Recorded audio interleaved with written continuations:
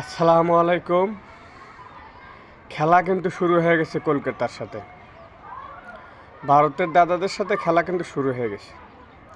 তারা কয়দিন আগে বলছিল বাংলাদেশকে কিছু না দিতে পারলে বাংলাদেশের লোক নাকি না খেয়ে থাকতো।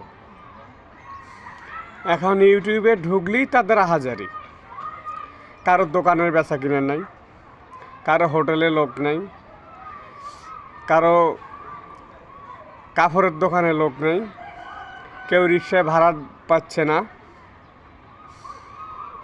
তারা বলছিল তারা কিছু না দিলে আমরা নাকি না খেয়ে থাকবো।